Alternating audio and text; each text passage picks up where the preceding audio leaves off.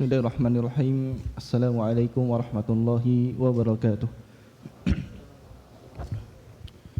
Alhamdulillahi ala ihsanihi wa syukru lahu ala taufiqihi wa amtinanih. Wa asyhadu an la ilaha illallah wahdahu la syarika lahu ta'ziman li sya'nih. Wa asyhadu anna Muhammadan abduhu wa rasuluhu ad-da'i ila ridwanih. Allahumma salli alaihi wa ala alihi wa ashabihi wa ikhwanih. Alhamdulillah, segala puji bagi Allah Subhanahu wa taala yang melimpahkan kepada kita rahmat dan karunia-Nya sehingga kita bisa senantiasa beribadah kepada Allah Subhanahu wa taala, dan kita diberikan taufik oleh Allah Subhanahu wa taala untuk berkumpul di salah satu rumah dari rumah-rumahnya dalam rangka untuk menuntut ilmu agama. Salawat dan salam semoga selalu tercurahkan kepada junjungan kita, Nabi besar kita, Nabi Muhammad sallallahu alaihi wasallam, beserta keluarga beliau, para sahabat beliau, juga orang-orang yang senantiasa mengikuti qudwah beliau hingga akhir zaman kelak. Alhamdulillah, para jamaah sekalian yang insyaallah dirahmati oleh Allah Subhanahu wa taala. Insyaallah pembahasan kita pada malam hari ini adalah pembahasan seputar bulan Ramadan, yang mana tanpa terasa ya, bulan yang mulia tersebut akan datang kepada kita dalam hitungan beberapa hari, ya, hitungan hari. Jika Allah Subhanahu wa taala memberikan kita umur yang panjang, maka kita akan bertemu dengan bulan Ramadan. Semoga Allah Subhanahu wa taala mempertemukan kita dengan bulan Ramadan. Amin amin ya rabbal alamin. Dan insyaallah bahwa sekian dirahmati oleh Allah Subhanahu wa taala, kajian yang akan kita bahas ini adalah sebuah kajian dari sebuah modul yang disusun oleh guru kami, Al-Ustadz Fandi Abu Syarifah LC Hafizahullah Ta'ala. Ya, beliau adalah guru kami dalam pelajaran fikih mazhab Syafi'i, yang mana beliau ini seorang ustadz yang lulus dari Libya. Ya, beliau membuat modul ringkasan, yang mana modul tersebut beliau ambil dari kitab Al-Fiqhu Al-Manhaji. Al-Fiqhu Al-Manhaji, karangan tiga ulama besar abad ini, ya, ulama dari Syams, ya, daerah Syam. Nah, bukan Syams, ya, daerah Syam, ulama daerah Syam, yaitu Dr. Mustafa Al-Bugha dan Dr. Mustafa Al-Khan dan Syekh Ali As-Suraiji. Dan mereka bertiga ini masih hidup, ya, hafizahumullah, membuat kitab namanya Al-Fiqhu Al-Manhaji ala Madhhabi Syafi'i, ala Madhhabi Syafi'i, ya. Jadi yang akan kita bahas ini adalah berkaitan tentang fikih puasa di atas mazhab Syafi'i, dikarenakan di negara kita kebanyakan orang-orangnya mengaku mengikuti mazhab Syafi'i. Jadi kita mencoba untuk membahas modul atau ringkasan yang diringkas oleh guru kami Al-Ustadz Fandi Abu Syarifah Hafizahullahu Ta'ala. Dan kitab ini Al-Fiqhu Al-Manhaji atau Al-Fiqhu Al-Manhaji ini kitab yang sangat bagus, beliau katakan. Bahkan kitab ini disyarah oleh beberapa asatidzah kita, seperti contohnya Al-Ustadz Firanda Hafizahullahu Ta'ala, yang punya, beliau katakan pernah mensyarah kitab ini. Dan guru kami mengatakan bahwasanya kitab ini, ya, adalah kitab kontemporer yang sangat bagus membahas fikih Syafi'i, karena di dalamnya juga dijelaskan hukum-hukum, tentunya dengan juga dalil, ya, disebutkan juga dengan dalil. Dan beliau sudah meringkas menjadikan sebuah modul, ya. Dan harapannya semoga yang kita pelajari ini bisa bermanfaat untuk kita dalam menyambut bulan Ramadan dan menjadi amal kebajikan kita di sisi Allah Subhanahu wa taala. Bapak sekalian yang dirahmati oleh Allah Subhanahu wa taala, para jamaah sekalian yang dirahmati oleh Allah Subhanahu wa taala. Hari ini tanggal berapa? Tanggal 6 apa tanggal 7? Ya, 6 apa 7? 6 Masehi. 7 Sya'ban, ya, masih awal-awal bulan Sya'ban. Kita masuk di bulan Sya'ban, dan ulama kita, ya, para ulama salaf ketika memasuki bulan Sya'ban mereka melakukan 3 persiapan. Ketika sudah memasuki bulan Sya'ban mereka melakukan 3 persiapan. Yang pertama adalah banyak berpuasa. Yang pertama adalah banyak berpuasa. Yang hal tersebut diriwayatkan, ya, termaktub dalam sebuah hadis yang diriwayatkan dari Usamah ibn Zaid radhiyallahu anhuma.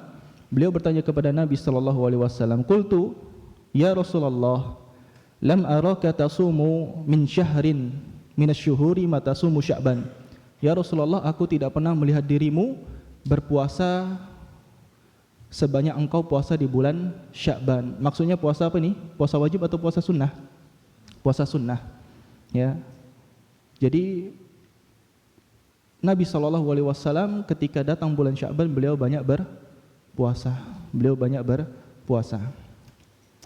Alasannya apa? Kata Nabi SAW, qala Rasulullah SAW, "Dzaka syahrun yaghfalun nasu anhu baina Rajab wa Ramadan."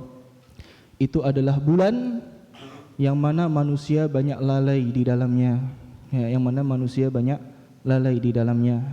Dan bulan tersebut terletak di antara 2 bulan yang mulia, bulan Rajab dan bulan Ramadan.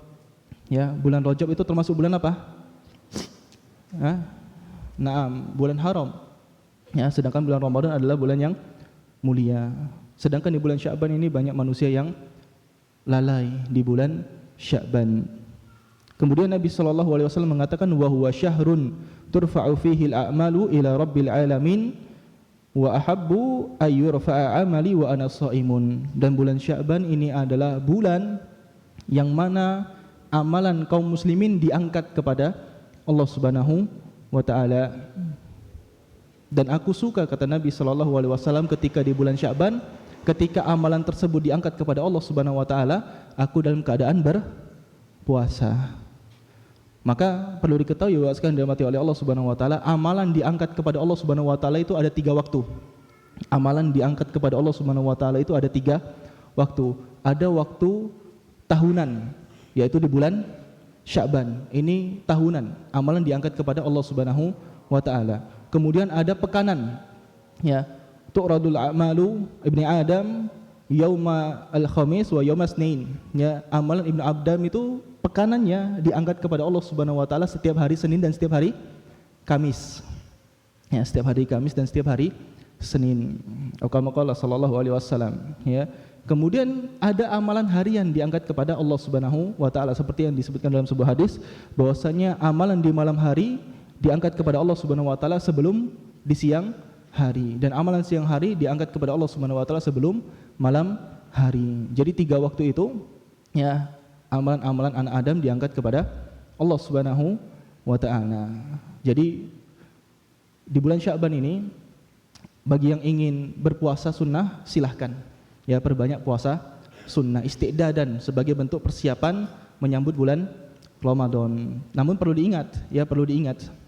Nah, sebagian riwayat dikatakan bahwasanya Nabi SAW banyak puasa Sya'ban namun tidak full, ya, namun tidak full. Jadi terutama ada hadis yang mengatakan jangan kita puasa menggabungkan antara puasa Sya'ban dengan puasa Ramadan. Jadi mendekati bulan Ramadan, mendekati akhir bulan Ramadan, akhir bulan Sya'ban, masuk bulan Ramadan, kalau bisa tidak berpuasa. Untuk apa? Untuk membedakan antara bulan Ramadan dengan bulan Sya'ban supaya bulan Ramadan terlihat spesial, ya, supaya bulan Ramadan terlihat spesial. Naam. Ini yang pertama, ya, kita perbanyak puasa. Karena ini amalan para salaf dan juga amalan Nabi SAW. Kemudian yang kedua yang dilakukan oleh para ulama salaf, ya, atau salafus salih, mereka membaca Al-Quran. Di bulan Sya'ban mereka banyak membaca Al-Quran.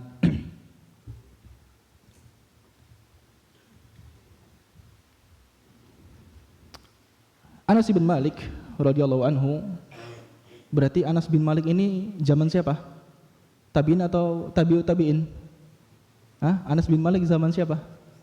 Sahabat, ya, zaman sahabat. Berarti di zaman sahabat. Anas bin Malik radhiyallahu anhu, beliau mengatakan, kanal muslimuna fi syahri Sya'ban, kanal muslimuna idza dakhala Sya'ban inkabbu 'alal masahifi faqara'uha. Kaum muslimin di bulan Sya'ban, maksudnya para sahabat dahulu, ya, kami kaum muslimin ketika masuk bulan Sya'ban fokus kepada Al-Qur'an. Mereka memegang Al-Qur'an. Ya, maksudnya apa? Ditadabburi, dibaca. Ya, banyak berinteraksi dengan Al-Qur'an, banyak berinteraksi dengan Al-Qur'an. Makanya hendaknya di bulan Sya'ban ini, wasikkan dirahmati oleh Allah Subhanahu wa taala, terutama santri, ya, terutama santri, perbanyak interaksi dengan Al-Qur'an, perbanyak interaksi dengan Al-Qur'an. Al-Imam Ibnu Hajar, Al-Imam Ibnu Rajab Al-Hambali rahimahullahu taala, beliau menceritakan tentang Amr bin Qais. Bahwasanya Amr bin Qais ketika datang bulan Sya'ban, beliau aglaqa hanutahu, beliau menutup kiosnya. Ya, ketika datang bulan Sya'ban beliau menutup kiosnya, kemudian beliau fokus terhadap Al-Qur'an. Fokus terhadap Al-Qur'an. Jadi bahasanya Bapak, di bulan Sya'ban ini resign ya, resign sementara seperti itu. Nutup kios, resign sementara untuk fokus terhadap Al-Qur'an. Makanya bulan Sya'ban juga dikenal dengan Syahrul Qurra, bulannya pembaca Al-Qur'an, karena banyak pembaca Al-Qur'an yang sibuk di bulan tersebut, ya. Maka ini adalah amalan para salafus salih, dan kita hendaknya menirunya. Kalau bisa kita tiru, kita amalkan. Kita tidak mungkin bisa seperti mereka, ya, mereka yang amalannya luar biasa, namun kita berusaha untuk mengikuti keteladanan mereka. Naam.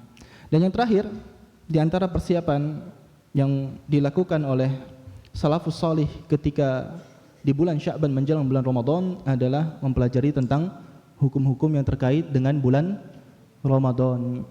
Ya, mempelajari tentang hukum-hukum yang terkait dengan bulan Ramadan, syarat-syaratnya, rukun-rukunnya, syarat wajib dan syarat sah, kemudian pembatal-pembatalnya. Ini dipelajari, ya, ini dipelajari supaya apa? Nanti ketika masuk bulan Ramadan sudah ada bekal tersebut, ya, sudah ada bekal ilmu tentang bulan Ramadan, supaya kita tidak merugi di bulan Ramadan, supaya kita tidak merugi di bulan Ramadan. Dan mempelajari tentang puasa, apalagi puasa Ramadan, ini adalah salah satu ilmu dari ilmu-ilmu agama Islam. Ya, ini adalah salah satu ilmu dari ilmu-ilmu agama Islam. Kata Nabi sallallahu alaihi wasallam, "Talabul ilmi faridatun ala kulli muslimin." Menuntut ilmu itu wajib bagi setiap muslim. Pertanyaannya, ilmu yang bagaimana? Karena ilmu itu banyak. Ilmu yang bagaimana? Karena ilmu itu banyak. Kata Salman Al-Farisi radhiyallahu anhu, "Al-umru qasirun wal ilmu katsir." Umur itu pendek dan ilmu itu banyak. Kalau misalnya kita mau ngambil semua ilmu dengan umur kita yang ma baina sittin ila sab'in, antara 60 sampai 70 tahun, tidak akan dapat kita semua ilmu. Dan kalau kita tidak pintar-pintar pilih ilmu mana saja yang harus dipelajari terlebih dahulu, maka sampai wafat kita tidak akan mendapatkan ilmu. Maka penting bagi kita untuk mempelajari ilmu-ilmu yang utama. Penting bagi kita untuk mempelajari ilmu-ilmu yang utama. Apa ilmu-ilmu yang utama? Di dalam riwayat Abul Haris, ya, Imam Ahmad rahimahullahu taala, beliau berkata, qala Ahmad fi riwayati Abil Haris, yajibu alaihi ayatluba minal ilmi ma yaqumu bihi dinuhu wa la yufattiru wa fala yufarritu fi dzalika. Wajib atas setiap muslim itu untuk mempelajari ilmu yang bisa menegakkan agamanya, dan jangan sampai dia lalai dari hal tersebut. Kemudian Abul Haris berkata kepada Imam Ahmad rahimahullahu taala, qultu fa kullul ilmi yaqumu bihi dinuhu. Setiap ilmu itu seseorang bisa menegakkan agama dengannya. Maka kata Imam Ahmad rahimahullahu taala, al fardul ladzi yajibu alaihi fi nafsihi la budda lahu min talabihi. Kewajiban yang wajib atas dirinya maka wajib ia pelajari. Kewajiban yang wajib atas dirinya maka wajib ia pelajari. Kata Abul Haris rahimahullah, qultu famadha mithlu ay syai'. Ya, contohnya seperti apa? Kata Imam Ahmad rahimahullahu taala, alladzi la yasa'uhu jahluhu, yang tidak boleh seorang muslim jahil tentang hal tersebut. Yang tidak boleh seorang muslim jahil tentang hal tersebut. Tidak boleh seorang muslim dia tidak tahu tentang hal tersebut. Contohnya apa? Salatuhu wasiyamuhu wa nahwu dzalika. Contohnya seperti salat, puasa dan semisalnya. Berarti contohnya berwudu, wajib enggak kita pelajari? Wajib, karena salat tidak sah tanpa wudu. Akidah wajib enggak? Oh jelas, wajib sekali. Nah, yang seperti ini, yang wajib-wajib ini kita pelajari, karena ini antara diri kita dengan Allah Subhanahu wa taala. Adapun yang lain-lain yang dia menjadi fardu kifayah maka tidak wajib, ya tidak wajib ain. Tapi yang wajib bagi setiap kita, yang seseorang itu tidak boleh lalai, seseorang itu tidak boleh bodoh tentang hal tersebut. Ya, ini disebutkan oleh Al-Imam Ibnu Muflih dalam kitab Al-Adabus Syar'iyyah. Taib.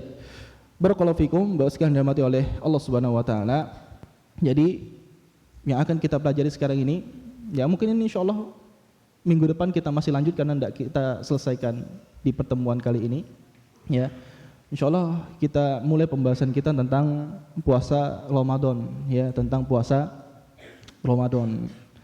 Ya, karena kita tahu puasa Ramadan ini puasa yang Allah Subhanahu wa taala wajibkan atas kita untuk melakukannya. Jadi berilmu tentang puasa Ramadan itu apa hukumnya? Wajib. Ya, berilmu tentang puasa Ramadan itu hukumnya adalah wajib. Naam, barakallahu fikum. Mungkin ada sedikit pembahasan ya tentang, karena namanya fikih itu tidak akan lepas dari yang namanya khilaf. Namanya fikih tidak akan lepas dari yang namanya khilaf. Tidak mungkin kalau fikih itu tidak ada khilaf, itu tidak mungkin, mustahil, ya namanya mustahil. Jadi mungkin ada sedikit muqaddimah tentang khilaf, ya, sedikit muqaddimah tentang khilaf.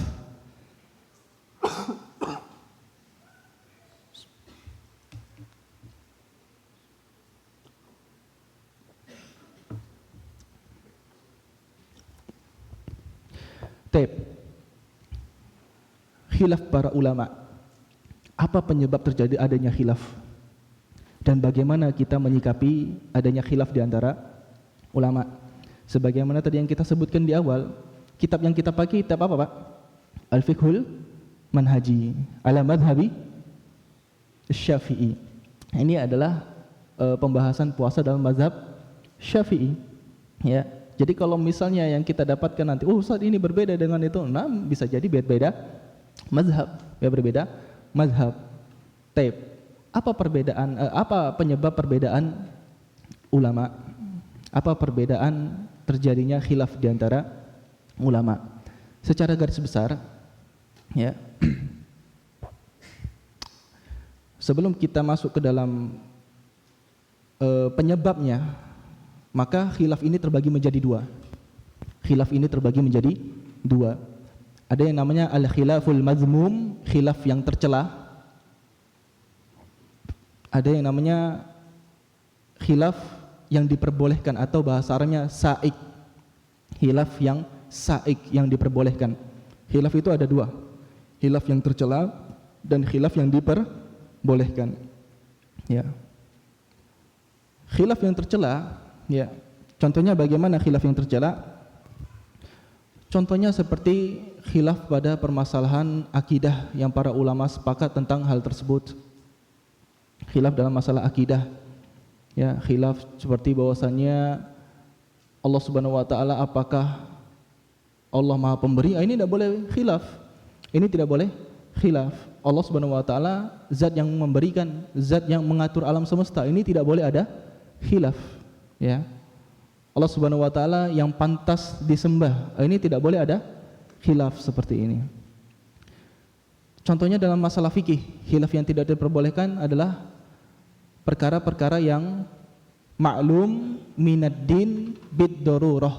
Maklum minad-din bid-darurah. Apa itu perkara maklum minad-din bid-darurah?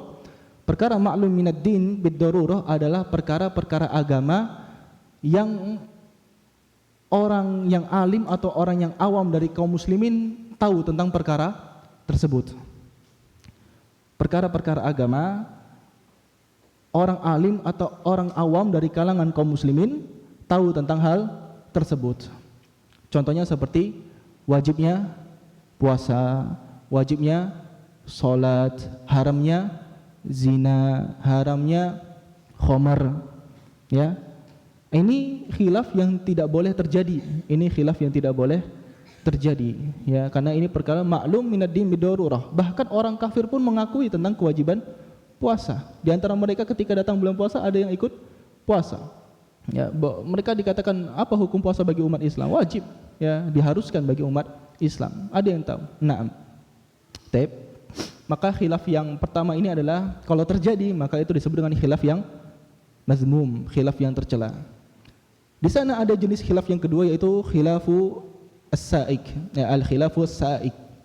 Khilaf yang diperbolehkan yaitu dalam perkara-perkara ijtihadiyah, ya, dalam perkara-perkara ijtihadiyah yang mana bisa berbeda antara seorang ulama dengan ulama yang lain, ya, berbeda antara seorang ulama dengan ulama yang lain.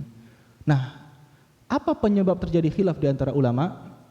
Sebenarnya ada, kalau kita baca-baca kitab ya Pak ya, ada sebuah kitab yang membahas, yang dikarang oleh Syekhul Islam Ibnu Taimiyah rahimahullahu taala, kitab yang membahas tentang apa penyebab terjadinya khilaf di antara ulama. Dan dulu kitab ini dikaji oleh ustadz kita, Al-Ustadz Hidayatullah hafizahullah taala waktu di Masjid Lama dengan bahasa Arab. Ada yang ingat nama kitabnya? Ada hadiah. Oh, taib, Abil. Raf'ul Malam. Ahsan, barakallahu fik. Ya, Raf'ul Malam anil a'immatil a'lam. Ahsan, taib, tolong kasih. Nah. Ya. Ibnu Taimiyah rahimahullah taala beliau menyebutkan banyak penyebab terjadinya khilaf di antara ulama. Namun secara garis besar bisa dikategorikan ada 3 penyebabnya. Ada 3 penyebab kenapa bisa terjadi khilaf di antara ulama. Yang pertama, ya, perbedaan akan status suatu dalil. Ini yang pertama. Perbedaan akan status suatu dalil. Sebagian ulama menganggap hadis ini adalah hadis yang sahih, sebagian ulama menganggap hadis ini adalah hadis yang dhaif. Ketika satu menghukumi hadisnya sahih, satu menghukumi hadisnya dhaif, maka akan terjadi perbedaan apa, Pak? Perbedaan hukum, ya, perbedaan hukum. Contohnya seperti hadis Nabi sallallahu alaihi wasallam, "Idza sami'a ahadukum an-nidaa wa fi yadihi ina falyaqdi hajatahu." Atau kama qala sallallahu alaihi wasallam, kalau salah seorang di antara kalian mendengar azan, kemudian di tangannya ada ina, ada wadah, ya, maka selesaikan hajatnya. Ini hadisnya khilaf di antara ulama, Pak. Bagi yang mengatakan hadis tersebut sahih, maka tidak apa-apa kalau misalnya ada kurma, sudah azan ada kurma dimakan, tidak masalah karena diambil dari hadis ini, ya. Tapi kalau jumhur, Pak, maka jumhur tidak mengambil hadis ini karena hadisnya dhaif, ya, dan juga hadis ini didhaifkan oleh Al-Imam Abu Hatim Ar-Razi, salah seorang pakar hadis, ya, ulama mutaqaddimin, pakar hadis, muhaddis, na'am, ya, imam dalam ilmu hadis. Maka hadis ini tidak diambil. Tapi ulama-ulama kontemporer ada yang mengambil hadis ini. Mau ngambil yang mana silahkan, ya, dipilih yang menurutnya kuat, ya. Anda tidak bisa merojihkan. Bisa ditanya kepada asatidzah yang dipercaya mana yang menurutnya sudah tepat, silakan untuk diikuti. Ini contoh. Ini yang pertama. Ya, ini penyebab khilaf yang pertama. Kemudian penyebab terjadinya khilaf yang kedua adalah perbedaan dalam memahami suatu dalil, ya, perbedaan dalam memahami suatu dalil. Ketika pemahaman tentang suatu dalil berbeda, maka akan menghasilkan hukum yang berbeda, ya. Ketika memahami dalilnya itu berbeda, maka akan menghasilkan hukum yang berbeda. Maka ini ditinjau dari apa? dari ilmu usul fikih, ya, ditinjau dari ilmu usul fikih.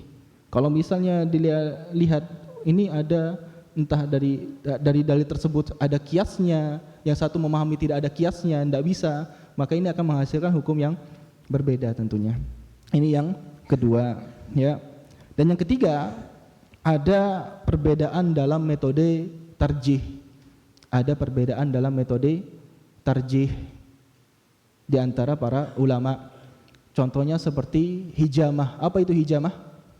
Bekam ketika puasa, membatalkan atau tidak? Ini kan ada khilaf di antara ulama. Kenapa? Karena ada dua dalil yang membahas tentang bekam ini ketika puasa. Ya. Dalil yang pertama mengatakan aftara al-hajimu wal mahjum. Yang bekam dan yang dibekam semuanya batal puasanya. Semuanya batal puasanya. Ya. Sedangkan di hadis yang lain, hadis yang kedua, bahwasanya karena Nabi sallallahu alaihi wasallam ihtajama wa huwa muhrim wahtajama wa huwa shaim. Nabi sallallahu alaihi wasallam berbekam sedangkan beliau dalam keadaan ihram, dan berbekam sedangkan beliau dalam keadaan berpuasa. Nah, dari sini para ulama khilaf. Ada yang mengatakan yang diambil adalah hadis yang pertama. Ya, karena dilihat dari tinjauan hadisnya yang lebih kuat misalnya, maka ini yang lebih rojih. Jadi ini yang diamalkan. Jadi orang yang berbekam ketika puasa, puasanya batal, yang membekam maupun yang tidak, ya, yang dibekam. Ada pun yang mengamalkan hadis yang kedua, karena misalnya dia mengatakan hadis yang pertama mansuh, dihapus dengan hadis yang kedua, maka hukumnya apa? Tidak masalah berbekam ketika puasa. Nah, ini ada perbedaan metode tarjih di antara para ulama, akhirnya menghasilkan khilaf. Taib, kalau sudah terjadi khilaf di antara ulama, apa sikap kita? Ada beberapa sikap yang bisa kita ambil sekian dirahmati oleh Allah Subhanahu wa taala, ya. Yang pertama adalah kita tidak menjadikan khilaf tersebut sebagai perpecahan umat. Ya, kita tidak menjadikan khilaf tersebut sebagai perpecahan umat. Tidak fanatik, tidak ta'assub, loyal kepada orang yang memiliki pendapat yang sama dan memusuhi orang yang berbeda pendapat. Ini sikap kita. Ya, ini harusnya sikap yang dimiliki oleh semua penuntut ilmu. Terkadang kita kalau ada beda pendapat di antara asatidzah, yang mendukung pendapatnya diloyalkan, sedangkan yang tidak dimusuhi. Ini tidak boleh. Ini tidak boleh. Jangan jadikan perbedaan pendapat itu sebagai ajang untuk perpecahan umat. Naam, ya. Kemudian yang kedua adalah kita menghormati orang yang memiliki perbedaan pendapat tadi. Kita menghormati seseorang yang memiliki pendapat yang berbeda tadi, ya. Walaupun pengamalannya berbeda dengan yang kita lakukan, tapi kita hormati. Tapi hendaknya kita menghormati hal tersebut.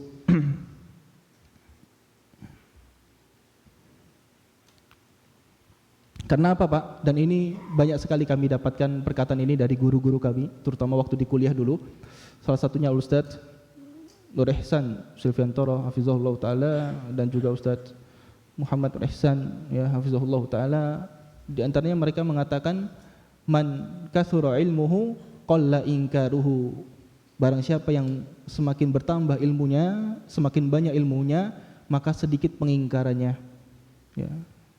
Semakin banyak ilmunya, semakin sedikit pengingkarannya. Wa man qalla ilmuhu, barang siapa yang sedikit ilmunya, baru tahu 1, 2 masalah, 3 masalah, kathura ingkaruhu, maka akan banyak pengingkarannya.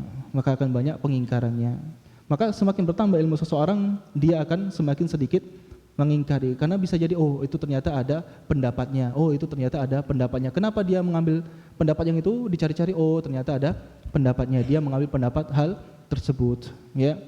Jadi semakin orang itu dalam masalah fikihnya, sedikit pengingkarannya terhadap orang-orang yang mungkin berbeda amalan dengan dirinya. Wallahu alam bissawab. Baik, bahwa sekalian dirahmati oleh Allah Subhanahu wa taala, kita masuk ke dalam pembahasan tentang Ramadan, ya. Masuk pembahasan tentang puasa Ramadan. Puasa, ya, secara makna, apa makna puasa? soma yasumu, ya, sauman, siyaman. Saum atau siam ini maknanya secara bahasa apa Pak? Al-imsak, menahan. Ya, maknanya adalah menahan. Menahan apa? Menahan apa saja. Menahan apa saja. Ini secara bahasa. Contohnya seperti yang disebutkan oleh Allah Subhanahu wa taala di dalam surat Maryam. Allah Subhanahu wa taala berfirman tentang Maryam alaihi salam, "Inni nadzartu lirrahmani shauma falan ukallimal yauma insiya." Ya. Aku bernazar pada hari ini kepada Allah Subhanahu wa taala supaya aku berpuasa, menahan. Apa bentuk menahannya? Falan ukallimal yauma insiya. Aku tidak akan berbicara kepada seorang pun pada hari ini.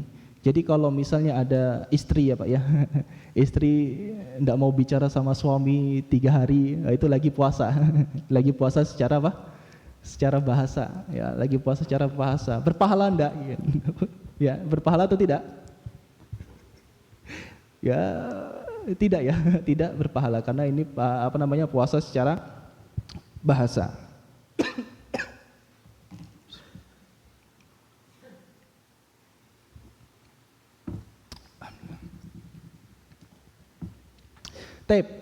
Tadi makna puasa secara bahasa.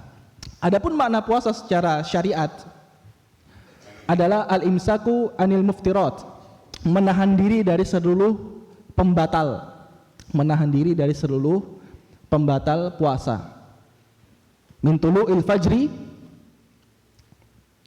dari terbit matahari atau dari terbit fajar, ya,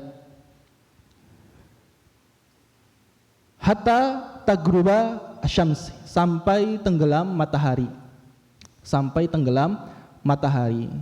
Ma'an niyah, disertai dengan niat. Ada sebagian ulama yang menambahkan pengertian ma'an niyah, disertai dengan niat, yang mana ini akhirnya menjadi rukun dari puasa itu. Apa rukunnya? Jadi niat, dan satu lagi menahan pembatal-pembatal puasa dari terbit fajar sampai tenggelam matahari, ya, menahan pembatal puasa dari terbit fajar sampai tenggelam matahari. Ya.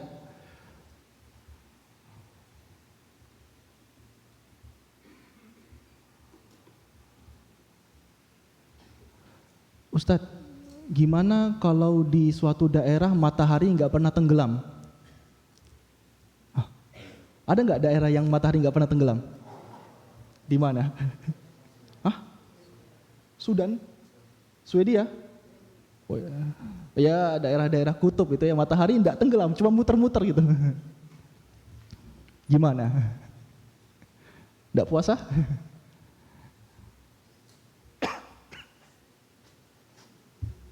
Ada khilaf di antara ulama sekian dirahmati oleh Allah Subhanahu wa taala. Pendapat pertama mengatakan mereka mengikuti waktu negara terdekat yang berpuasa. Mereka mengikuti waktu negara terdekat yang melakukan puasa, dan ini lebih hati-hati, pendapat yang lebih hati-hati. Ya, ini pendapat yang lebih hati-hati. Ada pendapat yang mengatakan tidak wajib puasa, namun pendapat yang lebih hati-hati dan lebih kuat, wallahu a'lam bishawab, ya, adalah tetap berpuasa namun mengikuti waktu dari negara sekitarnya yang melakukan puasa. Ya. Ini berbeda dengan negara yang waktu malamnya lebih panjang daripada waktu siangnya, beda hukum. Kalau tadi matahari tidak pernah apa Pak? Tidak pernah tenggelam. Ya, matahari tidak pernah tenggelam. Sekarang kalau waktu malamnya lebih panjang dibandingkan waktu siangnya, jadi puasanya gimana? Ya, sesuai dengan waktu tersebut. Misalnya matahari terbit cuman 6 jam, maka puasanya cuman 6 jam. Ya, puasanya cuman 6 jam, mengikuti waktu di sana. Ya, enak sekali Ustadz. Ya, itu apa namanya, untuk orang-orang yang tinggal di sana, dan itu sudah dibahas oleh para ulama. Itu dibahas oleh para ulama. Taib. Ya, barakallahu fikum. Kita lanjut, ya. Puasa Ramadan sekian dirahmati oleh Allah Subhanahu wa taala Bagaimana terjadi sejarah puasa Ramadan? Sebenarnya puasa Ramadan ini memiliki beberapa fase. Ya, ada fase Mekah dan fase di Madinah. Kalau fase di Mekah, apakah sudah diwajibkan puasa Ramadan ketika di Mekah? Belum. Ya, belum ada kewajiban puasa ketika di fase Mekah. Dan pendapat yang kuat bahwasanya ketika di Mekah hatta puasa Asyura sampai puasa Asyura pun tidak diwajibkan, ya tidak diwajibkan. Jadi tidak ada kewajiban untuk puasa apapun ketika Nabi SAW dan para sahabat masih di Mekah. Kemudian setelah hijrah, berarti fase apa ini? Fase Madinah, maka barulah dimulai ada kewajiban atau ada syariat puasa Ramadan, ya, pada bulan Sya'ban di tahun kedua setelah hijrah turun kewajiban puasa Ramadan dengan firman Allah Subhanahu wa taala, ya ayyuhalladzina amanu kutiba alaikumus syiyam kama kutiba alal ladzina min qablikum la'allakum tattaqun, di dalam surah Al-Baqarah ayat ke-183. Wahai orang-orang yang beriman, diwajibkan atas kalian untuk berpuasa sebagaimana orang-orang sebelum kalian. Tapi orang-orang sebelum kalian ini ulama khilaf siapa mereka? Apakah ahlul kitab, ya orang-orang Yahudi dan Nasrani, atau umat-umat sebelum umat Nabi sallallahu alaihi wasallam? Ya, umat-umat sebelum Nabi sallallahu alaihi wasallam yang mana mereka punya syariat puasa namun berbeda waktunya dan tata caranya. Ya, berbeda waktunya dan tata caranya. Tapi puasa itu sudah ada di antara syariat mereka. Ini ulama khilaf di antara terjadi perbedaan pendapat di antara ulama, ya. Dan awal-awal sekarang dirahmati oleh Allah Subhanahu wa taala, ketika diwajibkan ketika syariat puasa itu diturunkan, ini kaum muslimin diberikan dua pilihan. Kaum muslimin diberikan dua pilihan karena sebagian kaum muslimin masih merasa berat waktu itu, sebagian sahabat masih merasa berat kalau harus langsung puasa 30 hari. Jadi diberikan pilihan. Pilihannya apa? Faman syaa fasam wa man syaa fa yut'imit ta'am. Ya, barang siapa yang ingin puasa maka silakan puasa, barang siapa yang mau memberikan makan kepada fakir miskin maka silahkan. Masih ada pilihan. Ini di awal-awal ketika syariat puasa diturunkan. Kemudian setelah itu, ya, barulah kaum muslimin diperintahkan untuk berpuasa secara menyeluruh, tidak ada lagi pilihan, ya, tidak ada lagi pilihan. Dalilnya adalah dalam surah Al-Baqarah ayat ke-185. Allah Subhanahu wa taala berfirman, "Faman syahida minkumus syahra falyasum." Maka barang siapa di antara kamu syahida, ini pendapat ahli tafsir, syahida maksudnya adalah kamu hadir di negara atau di negeri tempat tinggalnya. Jadi barang siapa yang hadir di negeri tempat tinggalnya, maka hendaknya dia berpuasa. Dia hadir di negeri tempat tinggalnya di bulan Ramadan, maka hendaknya dia berpuasa. Faman syahida minkumus syahra falyasum. Ya, maka setelah itu puasa Ramadan menjadi wajib. Ya, puasa Ramadan menjadi wajib menyeluruh atas kaum muslimin, tidak ada lagi pilihan, tidak ada lagi pilihan. Kemudian, ya, apa dalil wajibnya puasa Ramadan? Yang pertama tadi sudah kita sebutkan dalam surat Al-Baqarah ayat ke-183 dan 185. Dari sunnah, ya, dari hadis Nabi SAW, seperti sabda Nabi SAW yang diriwayatkan oleh sahabat Ibnu Umar radhiyallahu anhuma, kata Nabi SAW, "Bunyal Islamu ala khamsin, syahadatu an la ilaha illallah wa anna Muhammadar Rasulullah wa iqamus salati wa ita'uz zakah wa hajjul bait wa shaumu Ramadan." Ya. Puasa agama Islam dibangun di atas 5 pondasi. Salah satunya adalah wasaumi Ramadan, ya, rawahul Bukhari. Hadis diriwayatkan oleh Al-Imam Bukhari. Di sini Ibnu Umar radhiyallahu anhuma, beliau mengatakan puasa Ramadan rukun yang keempat atau rukun yang kelima di hadis ini. Di hadis ini dikatakan oleh Ibnu Umar, puasa Ramadan itu rukun Islam yang keempat atau yang kelima? Yang kelima. Dia, kita dengar ya. Wa ita'uz zakah wa hajjul bait wa shaum wa ita'iz zakah wa hajjul bait wa shaumi Ramadan. Zakat, haji, dan Ramadan, puasa Ramadan. Berarti di sini di riwayat ini Ibnu Umar mengatakan puasa Ramadan itu rukun Islam yang ke 5 atau 4? 5 di sini di riwayat ini. Tapi Al-Imam Nawawi rahimahullah taala beliau mengatakan dalam syarah Sahih Muslim Al-Minhaj bahwasanya puasa tentang riwayat ini Ibnu Umar radhiyallahu anhu beliau punya dua riwayat.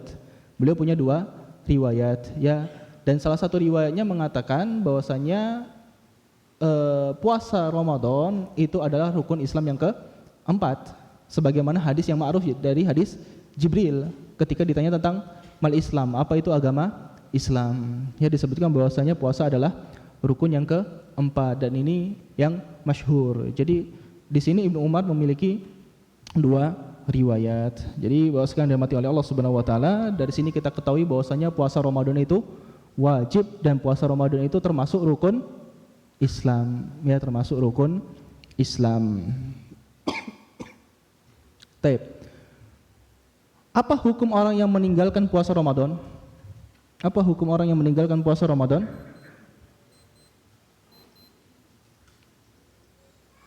Azan? Lama? Taib. Lama? Lam yu'adzin, al-mu'adzin? Lama? Taib.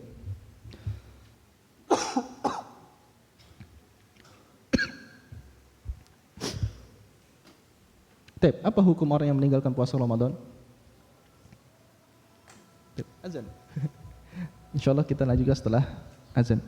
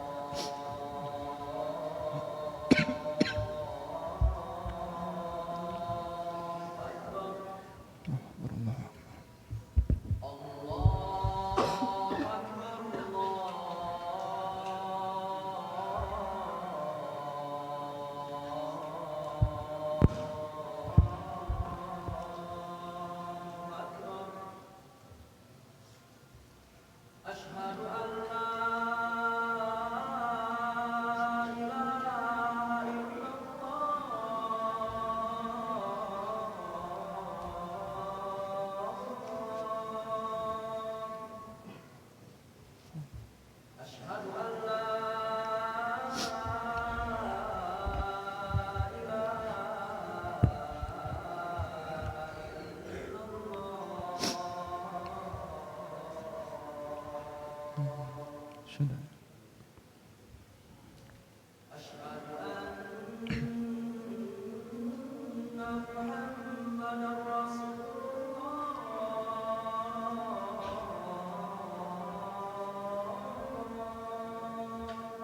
Sudah.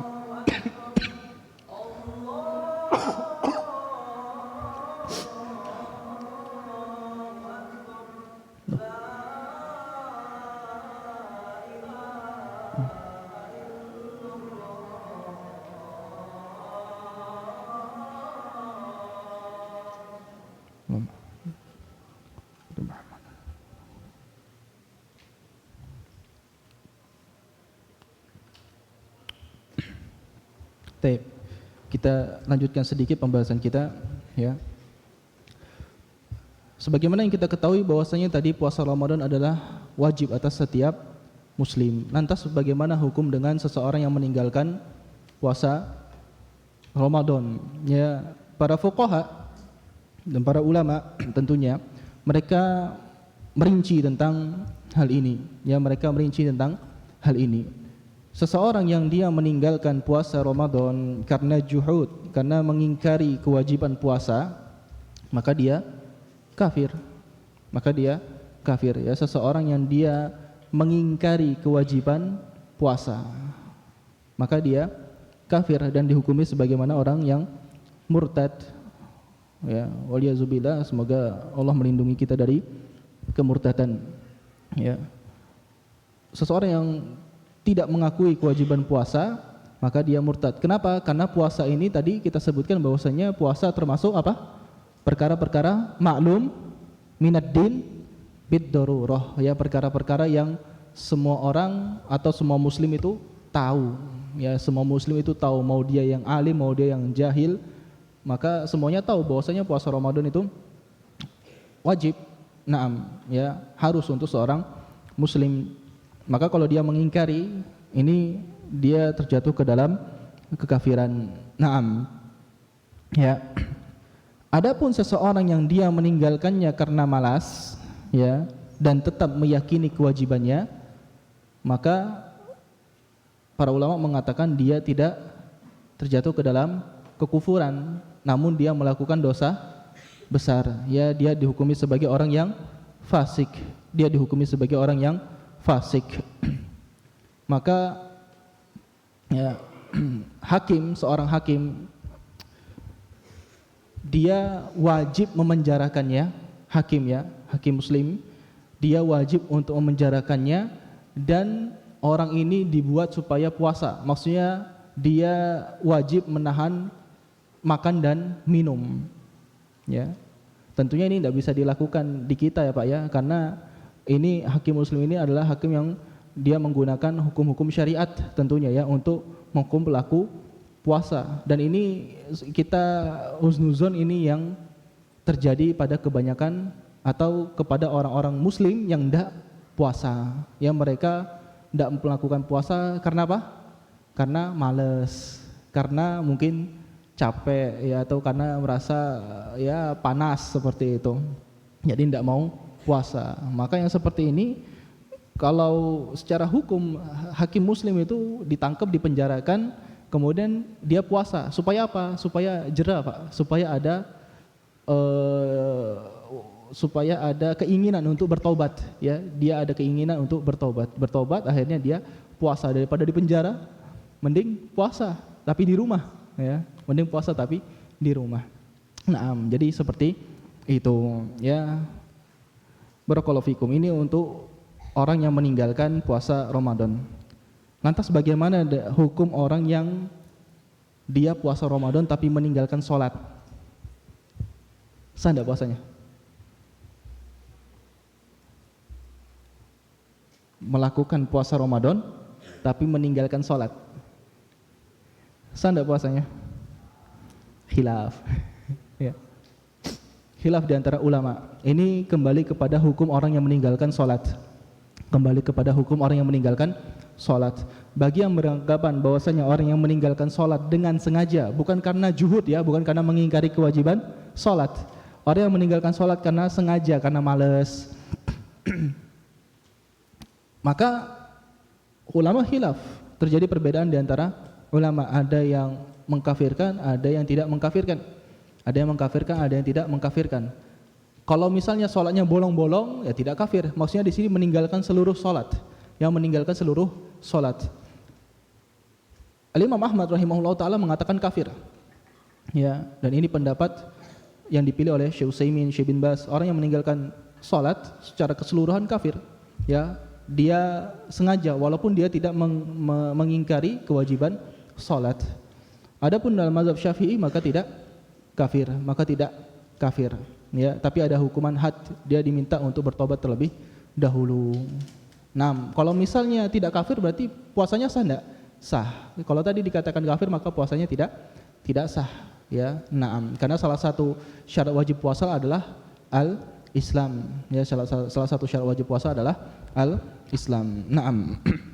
Ya, ini berkaitan hukum tentang orang yang melakukan puasa namun dia meninggalkan sholat. Ini menjadi hal yang penting ya, tentang sholat. Jangan sampai tujuan dari madrasah puasa itu apa, Pak? Tujuan dari madrasah puasa itu apa? La'allakum tattaqun. Cuman itu tujuannya, supaya kalian menjadi orang yang bertakwa. Bagaimana mungkin dia bisa menjadi orang yang bertakwa, dia puasa tapi enggan untuk sholat. Ya, dia puasa tapi tidak mau sholat. Gimana bisa jadi orang yang bertakwa? Maka hendaknya dia menjaga sholatnya. Hendaknya dia menjaga sholatnya, karena sholat ini fardu ain. Ya, sholat yang 5 waktu ini adalah kewajiban bagi setiap muslim. Naam. Lantas, sekian dirahmati oleh Allah Subhanahu wa taala, apa hikmah dari puasa Ramadan? Apa hikmah dari puasa Ramadan? Ya, hikmah dan faedah dari puasa Ramadan yang ini dirangkum oleh Al-Ustaz Fandi, ya, Abu Syarifah. Beliau ngambil dari kitab ini Fiqhul Manhaji, bahwasanya hikmah dan faedah dari puasa Ramadan yang pertama, menghidupkan hati seorang mukmin agar lembut, ya. Menghidupkan hati seorang mukmin agar lembut dan dia merasa diawasi oleh Allah Subhanahu wa taala. Kenapa, Pak? Karena puasa ini amalan yang hanya diketahui oleh seorang hamba dan Allah Subhanahu wa taala. Tidak ada yang tahu kalau antum sedang puasa. Ya, tidak ada yang tahu kalau kita sedang berpuasa. Yang tahu cuman Allah Subhanahu wa taala. Seandainya bawa nasi padang ke dalam kelas kayak gitu, makan di kelas, setelah itu apa? Setelah itu keluar kayak puasa lagi. Orang tidak tahu, orang tidak tahu, tapi Allah Subhanahu wa taala tahu. Ya, Allah Subhanahu wa taala tahu. Masak mie diam-diam. Makan di mana? Kalau di kelas ketahuan bawa mie, makan di WC misalnya. Ya Allah, makan mie di WC. Tidak ada minum, pakai minum air keran itu. Allah Ustaz. Ya, orang tidak tahu, mungkin dia bisa hilangkan pakai bau sabun. Ya, bisa dihilangkan pakai bau sabun kayak gitu. Orang tidak tahu, Allah tahu. Allah tahu. Maka puasa ini hikmahnya, di antara hikmahnya adalah bisa menghadirkan hati diawasi oleh Allah Subhanahu wa taala. Allah Subhanahu wa taala Maha tahu dimanapun kita berada. Ya, dimanapun kita berada ya ikhwah. Jangan antum kira, ini tidak ada ustadz, tidak ada yang tahu, tidak ada teman-teman, tidak ada tahu, tidak. Jangan takut sama manusia, ya, jangan takut sama manusia, takutlah kepada Allah Subhanahu wa taala. Allah Subhanahu wa taala mengawasi kita. Allah Subhanahu wa taala mengawasi kita.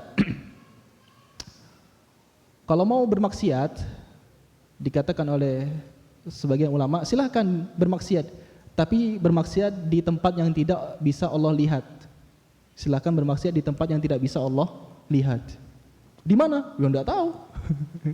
Carilah kalau ada, tapi tidak ada. Allah Subhanahu wa taala Maha melihat. Ya, dimanapun tempatnya, dimanapun tempatnya. Bahkan Allah Subhanahu wa taala melihat semut hitam di atas batu hitam di gelapnya malam. Allah Maha tahu. Ya. Bagaimana kita lakukan? Tidak ada usah bermaksiat. Ya. Nah, ini puasa. Puasa Allah Subhanahu wa taala tahu apa yang kita lakukan. Yang kedua, ya, hikmah di antara hikmah puasa adalah bulan Ramadan itu salah satu waktu yang mulia yang Allah Subhanahu wa taala jadikan di dalamnya ajang untuk meraih pahala yang banyak. Bulan Ramadan adalah waktu yang mulia yang Allah Subhanahu wa taala jadikan di dalamnya ajang untuk meraih banyak pahala. Di antara rahmat Allah Subhanahu wa taala kepada kita, Bapak, Allah Subhanahu wa taala menjadikan waktu-waktu, sebagian waktu-waktu lebih spesial dibandingkan waktu-waktu yang lain. Allah Subhanahu wa taala menjadikan sebagian waktu itu lebih spesial dibandingkan waktu-waktu yang lain. Di antaranya adalah bulan Ramadan. Di antara bulan Ramadan atau di satu bulan Ramadan, waktu yang paling spesialnya waktu apa, Pak? Malam Lailatul Qadar. Ya, 10 hari terakhir bulan Ramadan, di 10 hari terakhir bulan Ramadan itu spesial. Dan yang paling spesialnya adalah malam Lailatul Qadar. Maka seseorang yang dia bisa banyak beramal di bulan tersebut, dia akan mendapatkan kebaikan yang sangat banyak. Sebaliknya, seseorang yang di bulan tersebut tidak mendapatkan pahala, tidak mendapatkan ampunan dari Allah Subhanahu wa taala, tidak bisa menambah ketaatannya, ini orang yang celaka. Ini orang yang celaka. Nah, ya kita bersyukur, alhamdulillah apa? Anak-anak tidak jadi libur ya bulan Ramadan. Ya, 1 bulan. Ya. Karena pernah terjadi kalau di rumah apa yang terjadi? Main HP.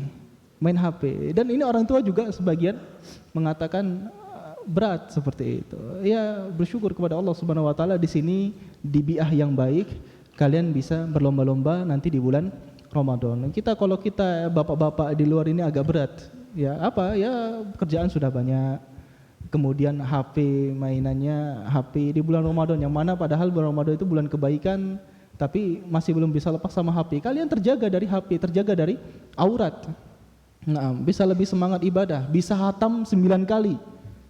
Ya, kita belum tentu sekali atau 2 kali itu belum tentu di bulan Ramadan. Tanya sama bapak-bapak, betul? Ya.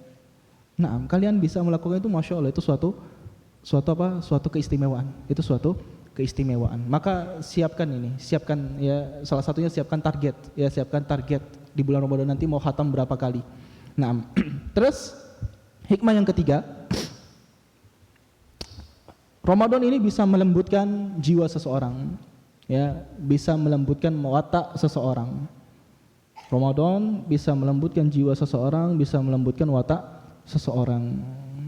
Ya, dengan puasa Ramadan jiwanya lembut, jiwanya kembali baik. Kenapa? Karena di bulan Ramadan dia tahu maksiat-maksiat dia kurangi. Ya, ketika berkurang maksiat maka wataknya semakin baik. Naam, hatinya semakin lembut. Ketika baca Al-Quran di bulan Ramadan seringkali apa? Lebih hanyut, ya, terhanyut, lebih mudah mungkin mengalirkan air mata. Kenapa? Karena sedikit maksiat dilakukan di bulan Ramadan. Beda kalau di luar Ramadan. Di luar Ramadan setan sudah dilepaskan lagi, ya, sudah. Terkadang dibacakan firman Allah kita tidak terhanyut sama sekali. Tapi di bulan Ramadan beda. Di bulan Ramadan beda. Terkadang ketika mendengar ayat-ayat Allah Subhanahu wa taala dibacakan, hati kita merasa khusyuk, hati kita merasa tenang, merasa lebih lembut. Naam. Kemudian di antara faidah dari puasa Ramadan adalah mewujudkan kasih sayang antara orang kaya dan orang yang tidak kaya. Ya, mewujudkan kasih sayang antara orang kaya dan orang yang kurang mampu. Naam. Kenapa? Ketika Ramadan orang-orang kaya juga merasakan apa yang dirasakan oleh orang-orang yang kurang mampu. Orang kurang mampu dia bisa jadi tidak ada makanan untuk dimakan perharinya. Bagaimana? Orang kaya enggak. Mereka sudah harusnya bisa lebih fokus ibadah ketika bulan Ramadan. Ya.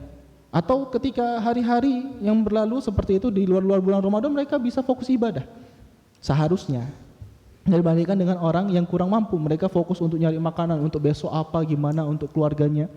Ya, ketika bulan Ramadan masuk, maka mereka sama-sama merasakan bagaimana keadaan orang yang tidak memiliki makanan, merasakan lapar, merasakan panas, capek, letih seperti itu. Maka ini ada kasih sayang antara orang kaya dan orang yang kurang mampu. Maka sekalian dirahmati oleh Allah Subhanahu wa taala, mungkin pembahasan kita di fikih Ramadan sampai sini dulu. Insyaallah nanti pekan depan kita akan bahas tentang ya syarat wajib puasa, ya kemudian jika memungkinkan kita akan bahas tentang pembatal-pembatal puasa, ya dalam mazhab Syafi'i, tentunya dalam mazhab Syafi'i. Wallahu alam bissawab. Jadi bahwa sekarang dirahmati oleh Allah Subhanahu wa taala, ya insyaallah untuk pertanyaan nanti saja ya, bisa tanyakan kepada asatidzah yang lain.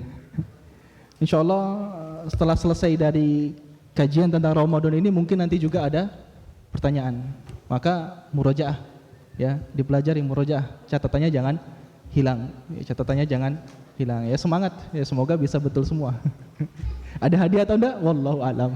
Yang penting insyaallah sebenarnya Bapak sekalian dirahmati oleh Allah Subhanahu wa taala, jawaban-jawabannya itu mungkin tahu, cuman lupa, ya. Bukan enggak tahu cuman lupa. Sekali lagi, dia tahu cuma lupa atau bingung ini yang apa, yakin atau enggak, maka coretan kadang-kadang, ya, banyak coretan, tapi enggak apa-apa, tapi tidak masalah, ya. Insyaallah kita bahas saja nanti di waktu yang akan datang karena waktunya sudah mepet ya, kita cukupkan sampai di sini. Semoga Allah Subhanahu wa taala menjadikan kita hamba-hamba yang dipertemukan dengan bulan Ramadan dan kita bisa mengamalkan ilmu yang kita pelajari dengan baik ya. Kita cukupkan sampai di sini. Subhanakallahumma wa bihamdika asyhadu an la ilaha illa anta astaghfiruka wa atubu ilaik. Assalamualaikum warahmatullahi wabarakatuh.